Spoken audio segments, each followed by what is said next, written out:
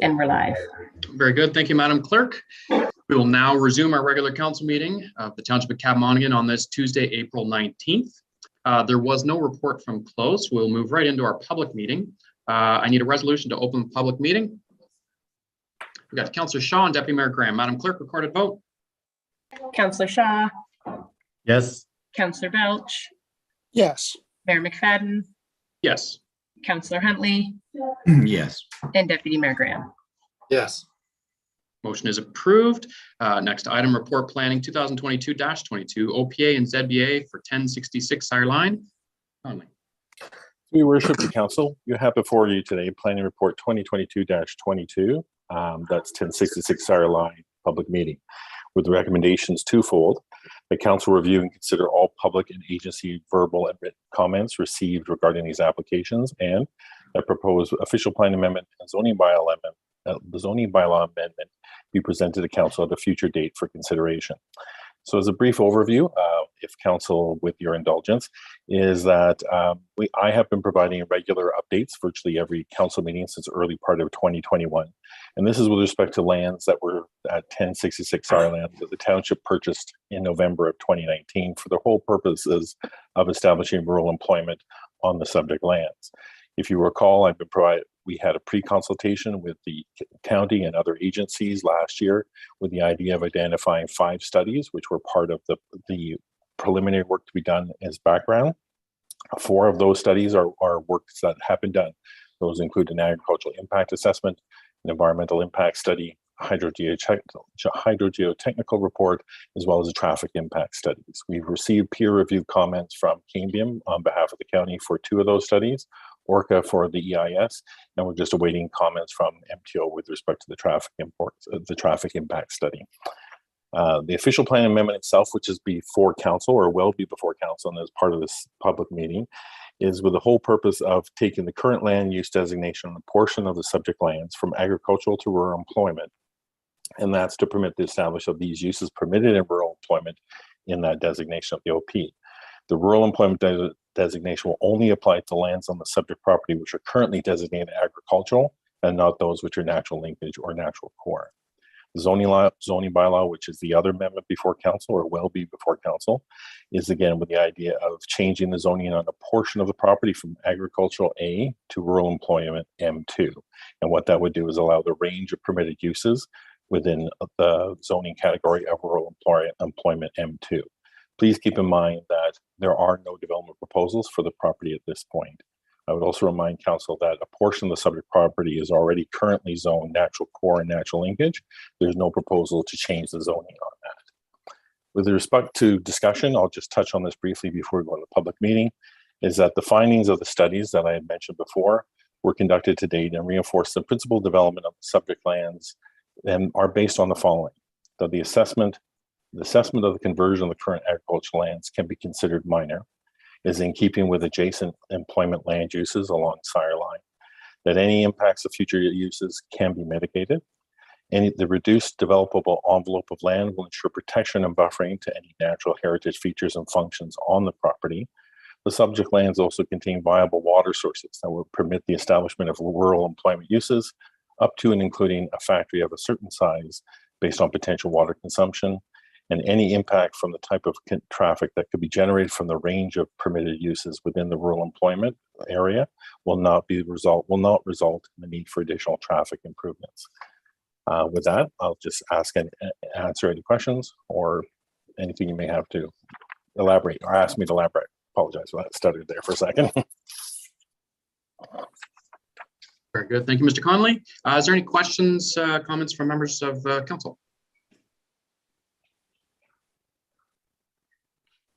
I think we've had our opportunity to ask these questions. It's been before council every month, so there shouldn't be any surprises. With that, I will then open it up for members of the public to have any questions or comments. I am checking attendees. There are none. So I will give it a bit. Madam Clerk, are you aware of any attendees attempting to get on that I should wait for? Otherwise, I will move along. Hey, Mayor McFadden, we did have members that were going to, but they sent a message saying they would not be able to reply. And I did have another member request the information, and I do not see them on here. So they do know the process. So I would imagine if they would like to provide comment, they would be able to. But I am in agreement with you. I do not see anybody under the attendee list. Very good. I saw Councillor Huntley's hand. Go ahead, Councillor Huntley.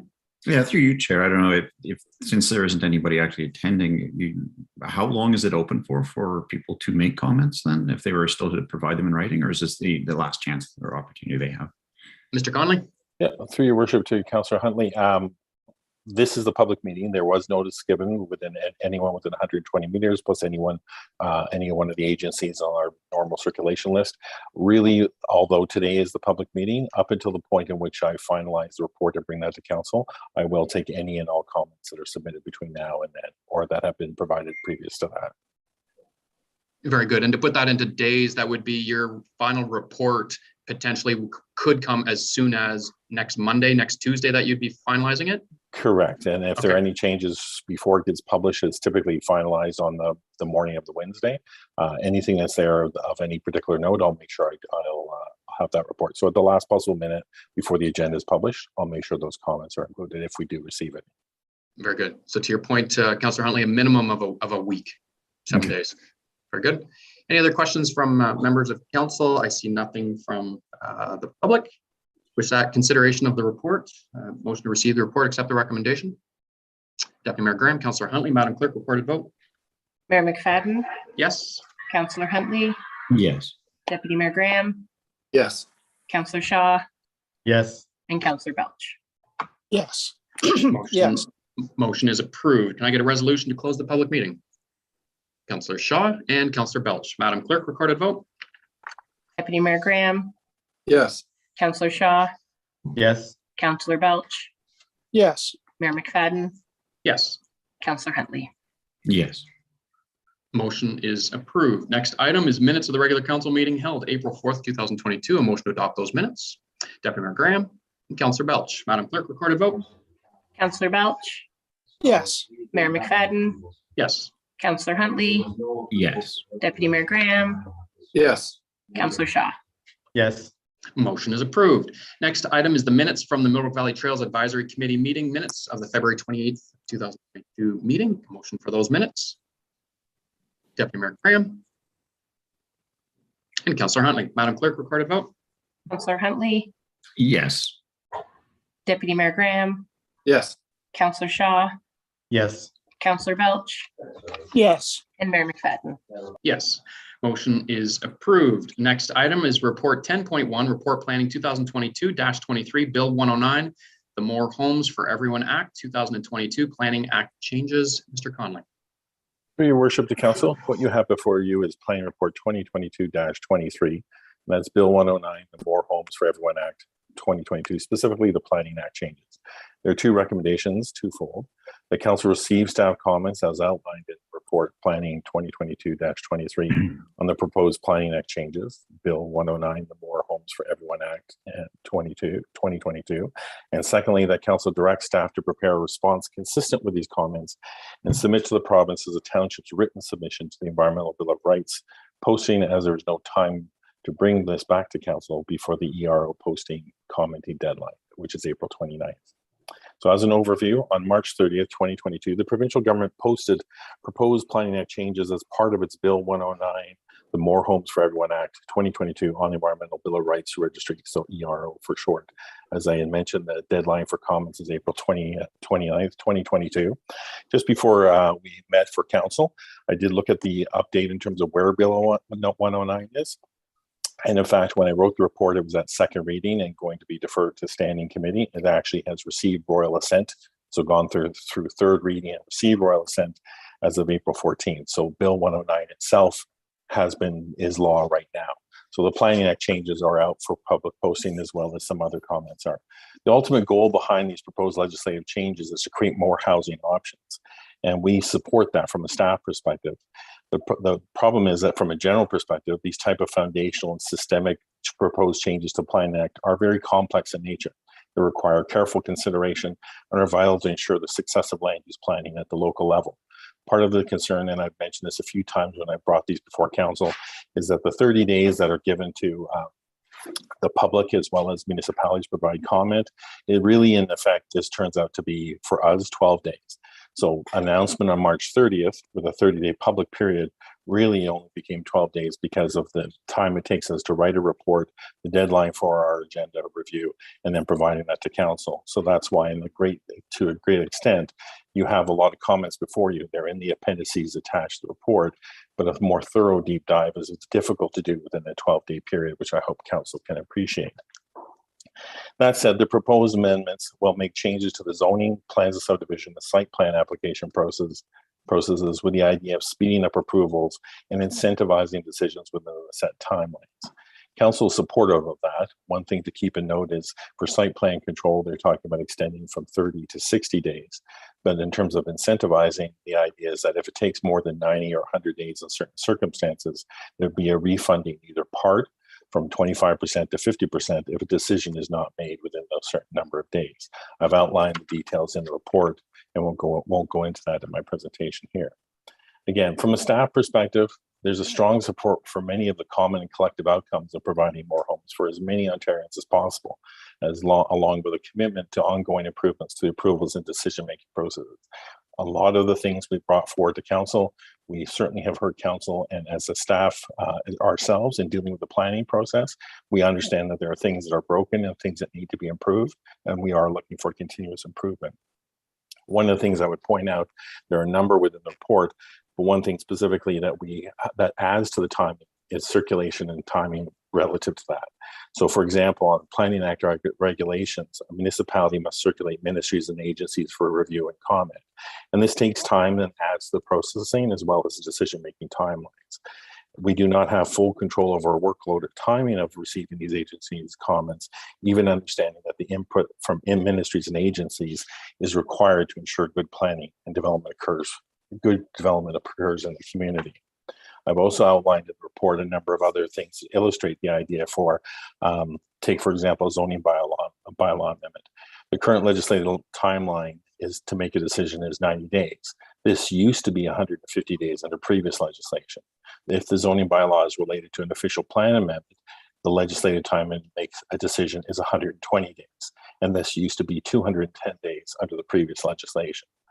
What we try to do in working with the county as they have decision making for official plan amendments and for plans of subdivision, a lot of the time in order to deal with this comprehensively, we'll take a plan of subdivision, an official plan amendment, and a zoning bylaw amendment and pull those all together with the idea that it goes to council once at the local level as well as county council. And it also means that we're looking at a complete application from all facets of it.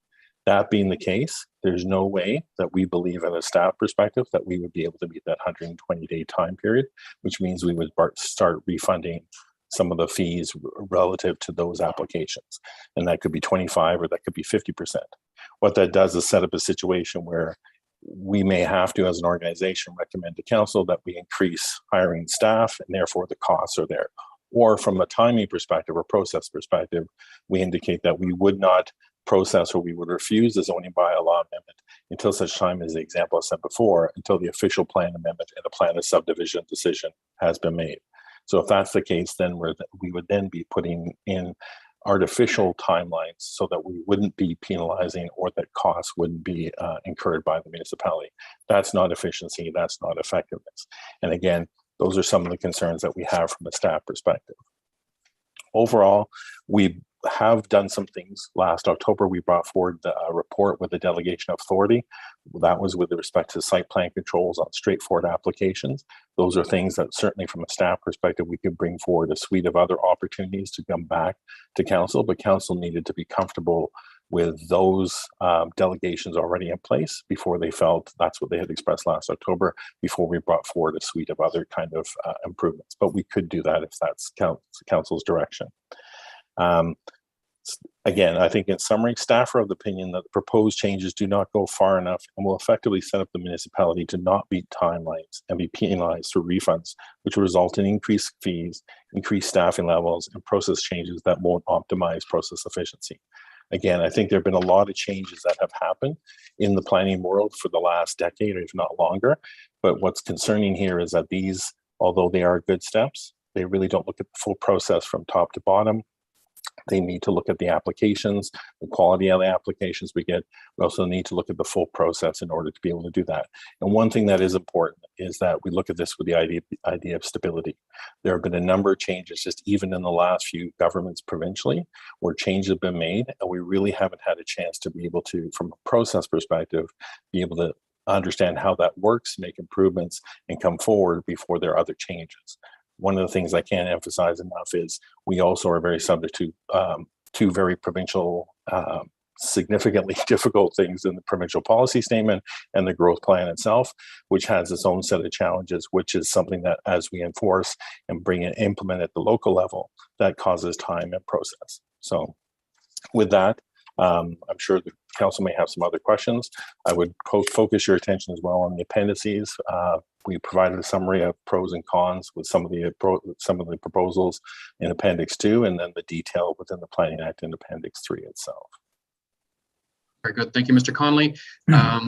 Before we get started, I want to say thank you, because this was a lot of information that came out all at once. I did attend the seminar when they were releasing this information. It was only a couple of weeks ago.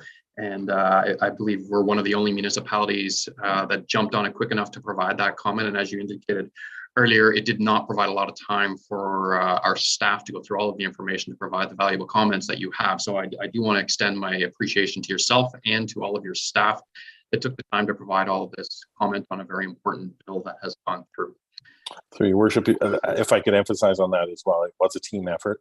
Our team basically looked at the changes, divided it up, provided in very short order in less than a week, some summary of comments, drawing on their experience, their years of experience on this matter, in order to create this report. I'm simply the scribe and trying to write with one voice as best I can all the comments that were raised.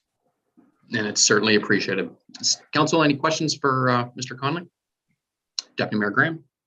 Thank you. And just to echo the mayor's sentiments, John and your team, great work and great turnaround, because it's obviously important information.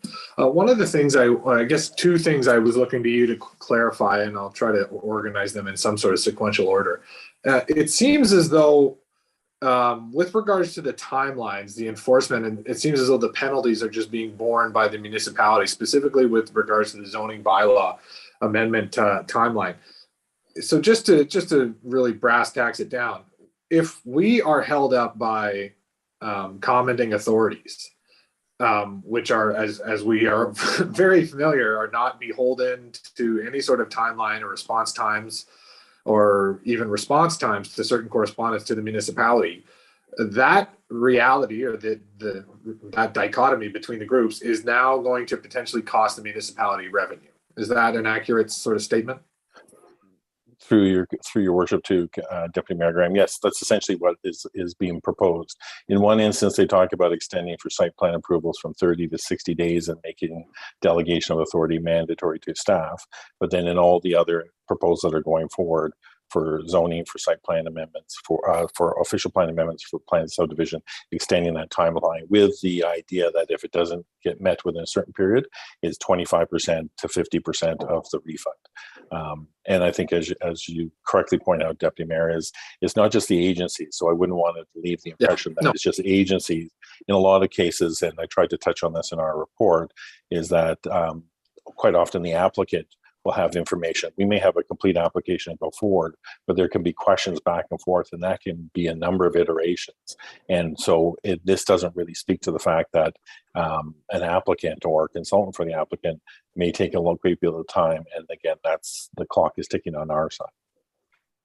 So theoretically, based on that statement, then, if there's not, like, I'm just going to use like a legal term, like full disclosure or fulsome disclosure of all the information required, theoretically, then, is there anything within the proposed changes to the legislation that suggests that, well, if I don't provide all of the fulsome information on a timely basis, I can in essence save money by delaying the processing at the municipal level? I think, through your worship to Deputy Mayor Graham, I think there is definitely that part. I think from a perspective, it is really viewed, and I think I touched on it, the term that was used was the idea of looking at essentially through the business person's perspective. So it's the idea of, as a proponent and providing good customer service, the idea is that what is their path and what's their journey in terms of going through approvals. So what it doesn't do is identify the fact that it's not necessarily full disclosure. What happened is we have good example in Tower Hill North. You can have information that is there, or you can get peer reviewed comments which require either more study or more detail, and legitimately, in order to get to the bottom of certain questions, and that can take time. Okay, last question then, John. I think we're all familiar with the perspective that we have as a growing municipality. So I think it's great that we're providing comments, and probably some of the only comments coming from the county. I guess my question is, you come from various municipalities and a diversity of experience. Is the intentions of a lot of the changes being proposed that we've commenting on seem to, really kind of suggest that municipalities have a significant role in sort of holding up the process? And, we've been asking for certain timelines and customer, you could call it customer service, sort of horizons or relationships with various providers and commenting agencies. But is the municipal component a big problem that is causing a lot of the delays in other jurisdictions that you're familiar with? Like, is it just like a lot of our comments are suggesting that you're trying to fix things, but you're not actually fixing the backlogs or the things that are causing time, whether it's bureaucratic red tape or other timelines. You're adjusting timelines for a municipality. But in our experience anyways, we're experiencing a tremendous amount of growth, but our municipality is rarely the thing that's causing any delays. So is that not the case in other municipalities or in other areas? And that's sort of why the province is trying to solve the riddles in this way? And we're just lucky that we don't have that same experience? Or, I'm just looking for your diverse experience to explain it, because I don't really understand the rationale behind solving a problem by, dealing with the entity that, at least in our experience, doesn't seem to really be the backlog.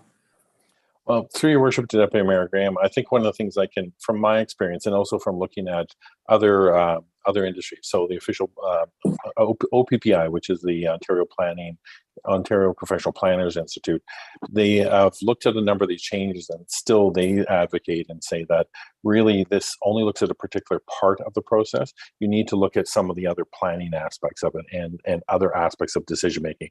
One clause I didn't touch on is the idea that the minister has the power to stop the clock. So if that's the case, then all these things are okay for the municipality, but then in other situations or at different levels of the decision-making process, they can call a timeout, and then that won't affect their timing. So I think these experiences are commonplace. I wouldn't go so far as to say that the township has none of these issues or couldn't take some of these solutions to heart. They could absolutely, but a lot of the proposals seem to me are very urban-centric. They're very much based on where we have significant growth in the township. It may be a surrounding area in a place like York Region or Peel Region where there's significant development, or even Durham for that matter, that's going to go from about 700,000 to 1.3 million in the next 30 years. So from those jurisdictions, I can imagine this may make some changes, but I suspect some of these have already happened. There has been delegation of approvals to staff levels. And again, I don't think we can just look at it with the idea that this is the customer's experience. I think that's important. We can't lose sight of that. But from a township perspective as well, I think we would probably, if we were able to sit down and look at beginning to end, we would be able to suggest some improvements, and it would start a lot in the front end in terms of applications, the quality of the applications, and looking at that as well. Then looking at some other good suggestions, which even the idea that a chief planner for the province who would be able to come in and do some triage work. And I know that there was once proposals for for a similar sort of thing of what we've used locally, which is a minister's zoning order. And so that type of body with the idea of going through and fast tracking, leaning in, so to speak, on applications which are either taking a little bit of time or sort of with the ability to be able to improve process as we go forward. So there are some, again, admirable things here, but I believe it only hits part of the spectrum in terms of where those decisions are being made. Thank you. Deputy Mayor, great questions. Any other questions from members of council? Councillor Huntley, go ahead. Through you, Chair, I guess along the same lines as Deputy Mayor's comments there is I find that maybe the stop that clock approach might be applied in some places. Like the timelines I don't really have a big problem with if you do look at it from the prospect of the person engaging in the system. I mean, they don't really care whether there's commenting agencies or whatnot in behind the scenes. like we're kind of like the front desk, right? When they Yes. come to us. All So- complaints come to us. Yes, correct. Exactly, right. So I think, maybe advocating for, even penalty flow downs to these other organizations that are causing the problems, and having a much tighter watch on that clock, and where is it, stalling, and because it's gonna be different on every application, of course, right? And whether it's the customer itself or a different commenting agency, like everyone will be different, that, we all know that. So that's kind of my first comment. And I guess my second comment again is, this whole houses for everything or everyone. I mean, we've talked about speeding this process up, but I'm still not seeing how we're making houses for everyone. I mean, we're speeding up the process for developers to build quicker, but where are we making them build houses for everyone, not just houses that only certain people can afford? Well, through your worship to Councillor Huntley, I think that's a very good question. I mean, the Bill 109 looked at a number of different changes, including Development Charges Act, Planning Act, some of the process stuff. I feel like it probably could go further and look at other things, affordable housing. Again, these are things that are within the Planning Act, which need to have better traction. And you also need to have the incentives within the business of creating affordable housing. In a previous life, I was the director for housing for Durham Region. And I think in that instance, what you need is, in some cases, purpose-built rental. And if that's a variety, we certainly want to encourage that. We don't have the teeth, or we haven't used the teeth that we need to do that. And that's part of it. So, and I've read a number of different opinion pieces, even from bank executives, saying that the issue here is really local council. And that's the biggest stumbling block to getting housing going forward. Other opinion pieces talk about really it's the developers. So the developers can come forward, they can acquire the land and basically sit on that land until it suits them. I think all of those are, parts of the question, parts of the problem.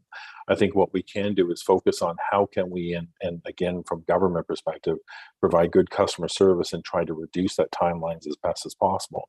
But we have policies in place, and we try to provide that range of housing types, from affordable housing to attainable housing to the idea of whatever other type of things are there. And we have the mechanisms there. I think sometimes we try to, as staff and you as council, we bring recommendations forward on how we can try and do that. I applaud the effort of this government provincially to try and bring this forward and bring this to the forefront, because as we know, the market is going crazy. But that said, the idea that it has to be on all parts.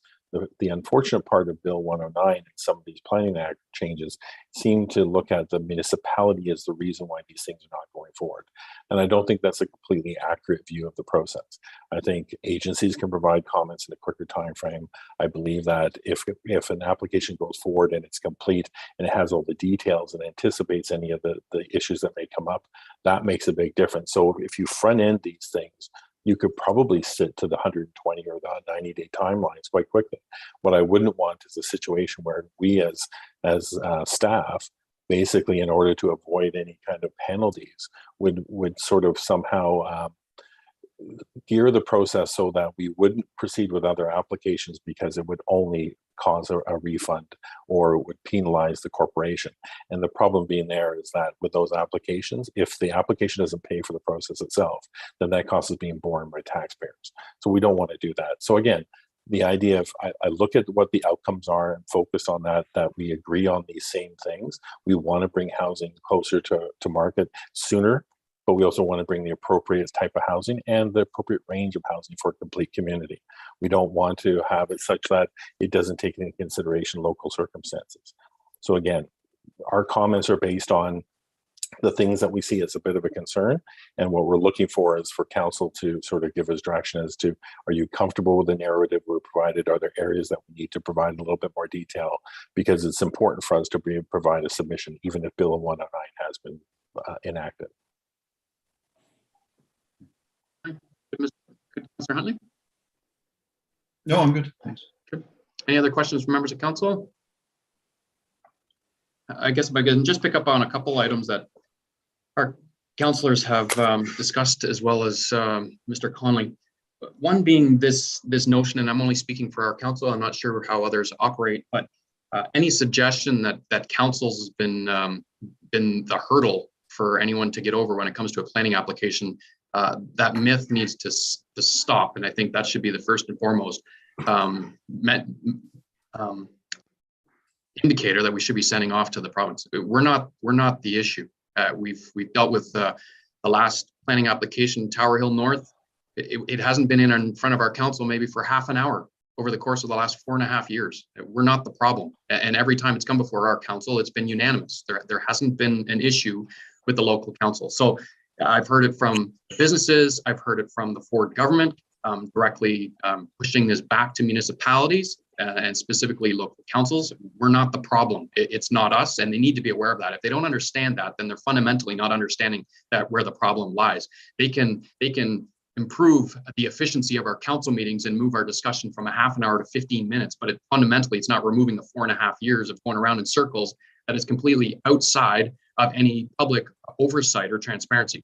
And therein lies the problem. And hopefully with that independent review that they're suggesting with Infrastructure and Housing Accelerator, I'm hoping that's where they can provide that insight into the fundamental problems. When agencies are moving the yardsticks on requirements that have not been identified up front, there's no opportunity for the elected officials to become involved. And quite frankly, there is no oversight. Who monitors the legitimacy of the comments that are coming back from these commenting agencies? You've got commenting agencies that are providing feedback on applications of which they've never dealt with it before. They have no experience in some of the matters that they're providing advice on. And quite frankly, we've seen that firsthand in applications that have gone through. And so I think therein lies your bottleneck. It's within the commenting agency component. And you can pick whichever commenting agency you want, but there's no requirement for providing the response in a timely manner, and there's no requirement to stop moving the goalposts as these applications proceed. Now, Councillor Huntley is aware of others that they're nowhere yet, and he's seen those for several years as well that they haven't proceeded, and it's frustrating. Sitting as a councillor on the outside, we have no role. We're the elected officials to try and get things done. And whether we agree with the applications or not, that's not even the point. They're never getting to us. It's taking too long for the application to get before us to even make a decision. And the current practice is taking it to the Ontario Land Tribunal, which last time I heard had 1,600 cases before it, and you're talking several years in order to get to it. So it's not going there either. But I think first and foremost, we need to send the clear message. The issue is not your municipal council or your elected officials. The matters aren't getting to us to even make a ruling on. So that was the first thing that's sort of my takeaway from some of the discussion. The other one is just coming back to the legitimacy of some of these comments that we're doing. We've witnessed a fact-finding mission on fish that didn't exist for 4.5 years, and it's crazy. That's absolutely ludicrous to take the Minister of the Environment out to walk around the fields and look for fish in our best shoes speaks volumes to the process. And regardless of which side of the coin you're on, we have no homes. We have something that's been approved in an official plan for close to a decade now, unanimous support from the council. And here we sit, we'll go an entire term of council and we will not see a shovel on the ground on that application. And there's blame to come from all sides. But I think if you want to fix the process, you need to understand the process. And I think this province and the government needs to take the time to sit down and listen to some of these suggestions. And quite frankly, some of their what they're handing out, $45 million to improve your permitting and zoning software systems and billions of dollars from the federal government to improve your software system. Quite frankly, Mr. Connolly, the problems within our internally have nothing to do with our software system. We're doing a fantastic job. You guys are processing everything as quick as you can. We are above and beyond the amount of work that we're putting through of other municipalities like size or even larger. We had more permits in the township of Cavan-Monaghan than the city of Peterborough. I believe it was 2018. So, I mean, it speaks volume to how we are collectively working together, but stuck in a system that has bottlenecks throughout that are not being addressed. And so I think you've done a wonderful job in highlighting some of these areas, and I think you know where council sits on this, and I'll leave it at that. But thank you for having put the quantity of time, not only yourself, but the rest of the staff into this report, and I think you can see where we're going on this. And I think it's outside of this purview, but we really need to understand the implications and the boxes that our elected officials are being placed in. It's outside of the view of most in the public. Now receiving specific direction by integrity commissioners to members of elected officials of how we must vote on planning matters is appalling. And again, it flies under the radar of most of the public. It's been brought to the attention to the province, and I've yet to see anyone with an issue of someone providing specific direction to councillors of how they must vote on planning applications. So again, we've got a big problem before us, and I appreciate that the province is trying to do it, but they need to at some point hit the pause button and decide that they actually want to listen and understand what the municipal elected officials are facing, so that we can deal with the bigger issues. So till such time that we have a government that wants to listen, then these problems aren't going to be resolved, and they're going to continue to get worse. That's my rant. That's the end of it.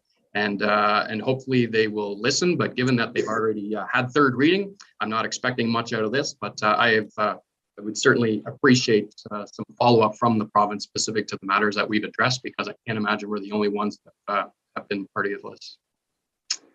And with that, any other comments from members of council? I didn't give anybody anything further to think about, I don't think. Motion then to receive this report, and we're providing direction to follow through with some of the high-level items that you've identified, Mr. Conley, and in light of the comments that have been made from members of council. Is that good? Very good. We got Deputy Mayor Graham and Councillor Shaw. Madam Clerk? Councillor Shaw, Yes. Councillor Belch, Yes. Mayor McFadden, Yes. Councillor Huntley, Yes. Deputy Mayor Graham. Yes. Motion is approved. And again, Mr. Conley, and to all of your staff, thank you very much. You were under a time crunch. There was a ton of information to go through that was thrown at you at the last second. And I know your staff have certainly been dealing with a lot of other planning matters that have come before you throughout this entire process. So thank you once again for your efficiency in getting through all that information. Thank you. Thank you, Your Worship. Thank you, Council. Next item is 10.2 Report Finance 2022-05 Actual to Budget January to March 2022. Ms. Pope, welcome. Good afternoon, Council. I have before you the Q1 actual to budget from January to March. You'll note that as the budget was approved February 22nd, the capital is just starting to roll in with tenders, et cetera. You'll see in various reports. So therefore, there's no capital to report at this time. However, the Q1 for all the operating is here for Council's approval today. Very good. Thank you, Ms. Pope. Any questions from members of council? I think you'd be happy to know we didn't have to send out the plows in the latest snowstorm. I think we were good. Shouldn't be any budgetary impacts. Mother Nature was messing with us again. But it was brought to my attention, it was in recent history that we've also had the snow in May. So I guess we could consider ourselves lucky if this is the last one. Okay, motion then to receive that report. Councillor Shaw and Councillor Belch. Madam Clerk, recorded vote. Mayor McFadden, Yes. Councillor Huntley, Yes. Deputy Mayor Graham, Yes. Councillor Shaw, Yes. and Councillor Belch. Yes. Motion is approved. Next, thank you, Ms. Pope. Next item 10.3 Report Public Works 2022-08 County of Peterborough Cooperative Tender T-02-2022 Surface Treatment. Welcome, Mr. Hancock. Love Yes, your new Mr. office. Mayor. Thank you. Recommendation before you is number one, that council award the Cavan Monaghan portion of the County of Peterborough Cooperative Tender TO2-2022 to Dufferin Construction for the amended amount of $333,520 plus municipal HST and a 10% contingency. The total tender amount with net municipal HST would be $373,328.95. The second recommendation is before you is that council approve the deletion of Fallis Line East and a portion of Sire Line as amended to ensure the surface treatment program remains within the 2022 capital budget of $382,000. The tables in the report speak to the pricing just directly below in the overview of both Miller and Duffer in this cooperative tender. Historically, I think I would note that Miller has been successful as the township's contract to do this work. So this would be the first year that we've dealt with Dufferin in this type of work. And number two, we're finding, I think, in the industry, and I think this is a general comment, that the prices of materials are all over the place. And quite frankly, most are on the way up. This is a product, of course, of the gasoline market, I'll use that term. And we've seen the prices of gasoline move from, historically $1.30 up to $1.70, probably to go to $2 later on in the summer a liter. So as we work through this, we've tried to bring this back within the budget line by removing the two portions. Those are noted. There are plans attached, and we're recommending that Dufferin be used as they are the low tender by about just around $24,000 in the table below. So with that, Mr. Mayor, I'll leave it to council for any questions. Very good. I'll take a couple questions from members of council, but I'm gonna call a quick recess after that before we come to consideration of the report, but I will open it up for questions first. Councillor Huntley. Through you, Chair, I guess, so does the county award the whole contract to Dufferin in this case? And then we choose whether we go in or not? Because we seem to be all right, but if I look at like Duro Dummer, their costs would be cheaper with Miller. Are they able to go with Miller versus Dufferin? Like I'm just in this contract, through you, Mr. Mayor, to Councillor Huntley, in this contract, the individual townships have the right to select the low tender, whether it be Miller or Dufferin. So you do have the right to select a different contractor than the county might select. And this has been sort of the arrangement for a number of years now. I believe the county of Peterborough in this one would recommend Dufferin, where some of the townships may well recommend Miller Paving for their surface treatment contract. But sorry, but is it not like, are these prices not based on economy of scale? So I mean, if everybody chose Dufferin except us, would our price still hold at that value, or would it cost us more because everybody else went the other way? Through Mr. Mayor, to Councillor Huntley, our prices are held. The contractor is aware that portions of the contract may go to the other tender, and this has been the process. Last year, for example, you might remember in this same surface treatment tender, the county recommended Dufferin, and our low tender at that point was Miller, so we recommended Miller, and there was no adjustment to unit prices by the contractors.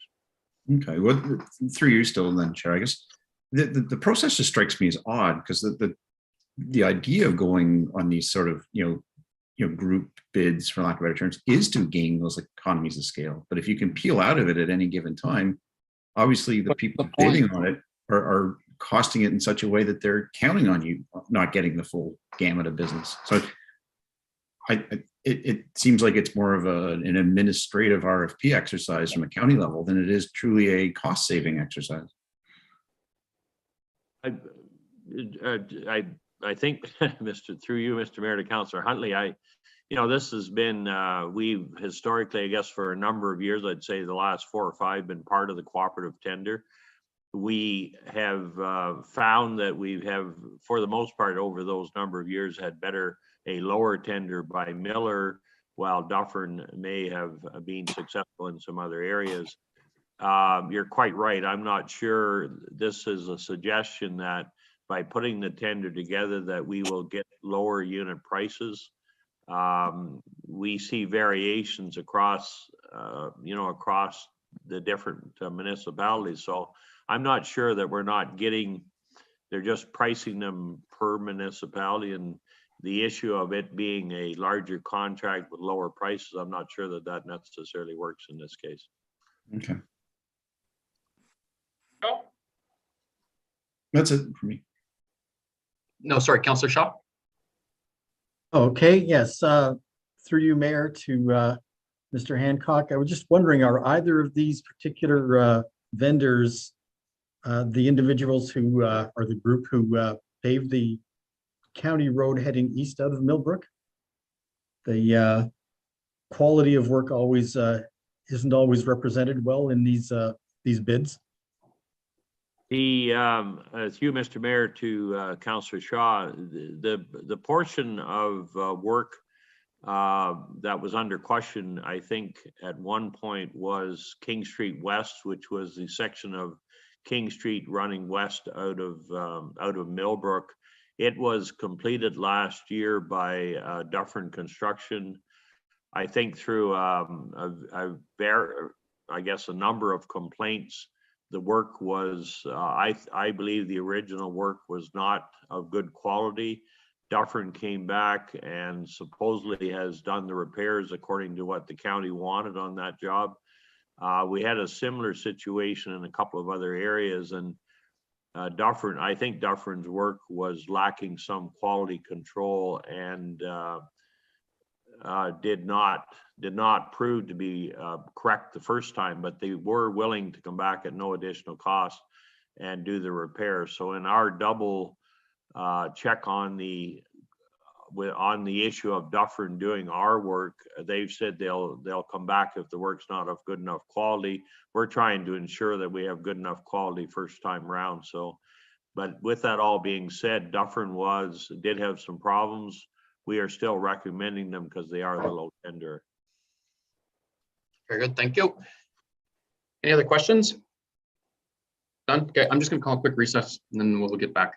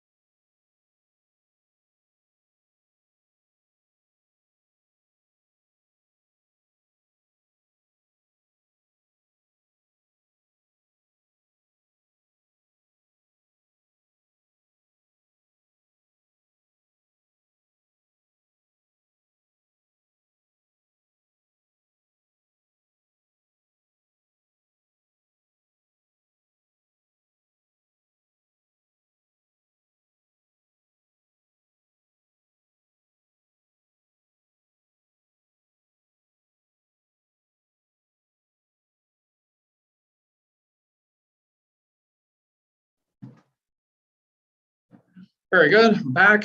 We'll resume our regular council meeting once I see all of the cameras come back on.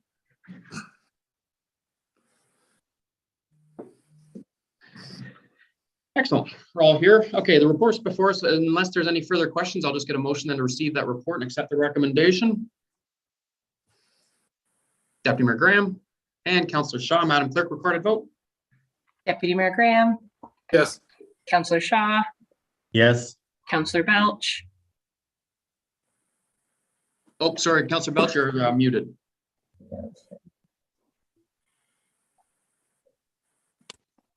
Yes. Mayor McFadden, Yes, and Councillor Huntley. and you're muted as well, Councillor Hunting. It happens to all of us. Yes. Motion is approved. Next item is the item 10.4 report bylaw 2022-01 noise bylaw. We have Mr. Phillips and Mr. Allison. Very good. And Miss Page? Oh, sorry, Ms. Page. Sorry, I saw the seat. Yes, absolutely. Sorry, sorry, Chris. I almost dragged you in on this one, and you were fine. Go ahead. You're Yes, more Ms. than Page. welcome to speak to it, Mr. Allison, if you would like. Let's turn it over to Mr. Allison and see what he has to say on this. Okay, go ahead, Mr. Phillips.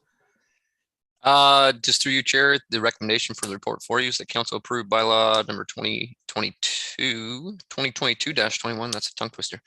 Being a bylaw to prohibit or regulate noises within the township of Cavan-Monaghan, otherwise known as the noise bylaw.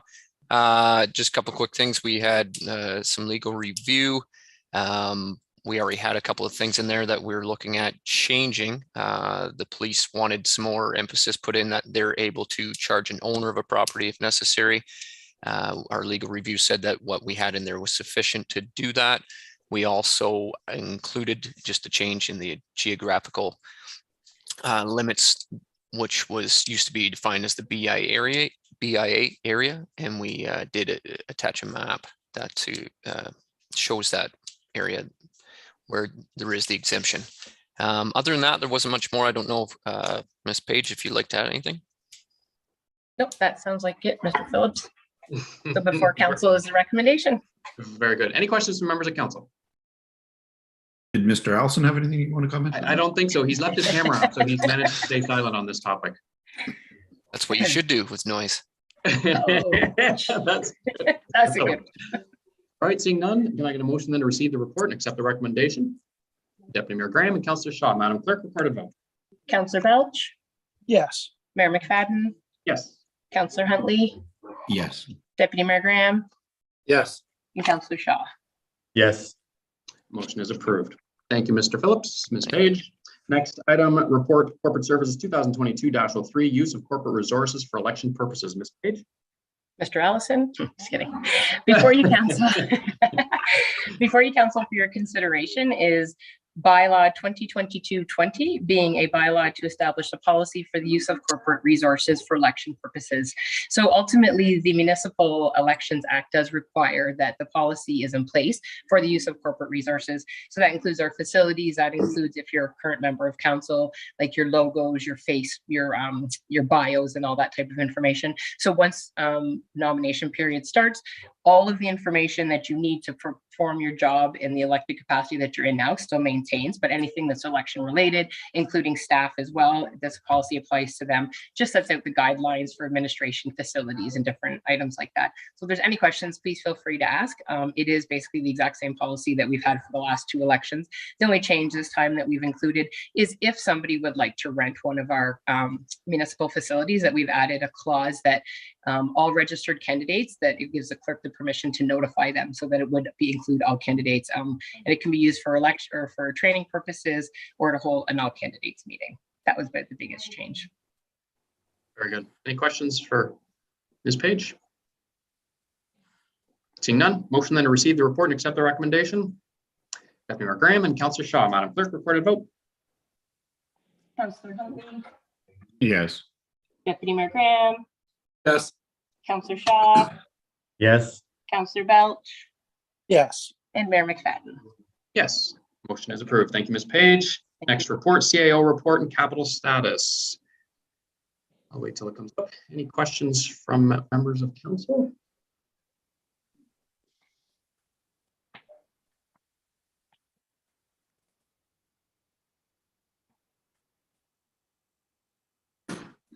Question just on the alleyway King Street improvements, 25%. Do we have is it planned for completion this summer, or what's the timeline? Through you, Mr. Chairman, Mr. Hancock is here and he can speak to that matter, give you an update. Mr. Hancock? Oh, thank you. To you, Mr. Mayor, to council, we've had some recent inquiries about a large property in the middle of this, and we've spoken with them about the possibility of the alleyway. So at this point, it was under an offer to purchase, and we would like to see if the developer moves forward. He has agreed to over the lands that were a bit of a problem for us. He has indicated that he would like to work with a design on a laneway in this area. So we're just waiting until we have further information on that, or if the property does sell. If the property does not sell, then we have to report on this and then look at whether council wants to expropriate, whether they want to continue on with this, where are we going with it? Because we are a little bit landlocked by not being able to get through the middle section of this block. But at this point, if the property does sell and we have a developer that wants to work with us on this, and we have a viable project, so we will report to council once we hear a little bit more from the proponent that is looking to purchase. Very good. Any other questions from members of council? I don't see it on this page. There might be, it might be on another page, but there was reference made to it in earlier today in the discussion on delegation of authority. We are still waiting for a report to come back relative to delegation of authority, correct, as it relates back to planning? Yes, so delegation of authority with regards to planning, yes. Yes. I don't, and I guess to Mr. Conley, what's the timeline on when that report's coming back to council? It's on the second page, sir. So it is on, there you go. 105. 2022. So this term of council though? Through you, council, we're going to have a conversation with the county and follow up with the county on that one. But it is on, and we still identified it for 2022. If it changes, we'll certainly report back to council. I would just, speaking in advance of that report, I think it'd be something that's very important for this council to review as opposed to a new council, given that if you want to make an informed decision on any of this delegation, it would require members of council that have participated in the process for some time. So my concern would be that if it's not dealt with by this term of council, a future council is probably not going to understand the implications and the importance of this matter. That's all. Again, we need to have further conversation.